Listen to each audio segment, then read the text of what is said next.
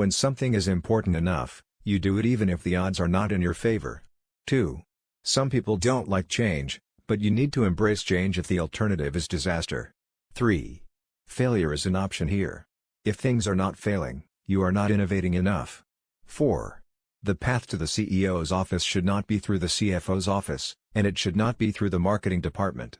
It needs to be through engineering and design. 5. Persistence is very important. You should not give up unless you are forced to give up. 6. I think it's very important to have a feedback loop, where you're constantly thinking about what you've done and how you could be doing it better. There's a tremendous bias against taking risks. Everyone is trying to optimize their ass covering. 8. It's okay to have your eggs in one basket as long as you control what happens to that basket. 9. Brand is just a perception, and perception will match reality over time.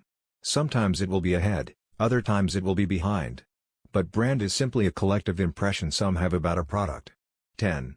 I don't think it's a good idea to plan to sell a company. 11. It is a mistake to hire huge numbers of people to get a complicated job done. Numbers will never compensate for talent in getting the right answer. 2 people who don't know something or know better than one, will tend to slow down progress, and will make the task incredibly expensive. 12. A company is a group organized to create a product or service, and it is only as good as its people and how excited they are about creating. I do want to recognize a ton of super talented people. I just happen to be the face of the companies. 13.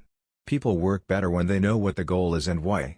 It is important that people look forward to coming to work in the morning and enjoy working. 14.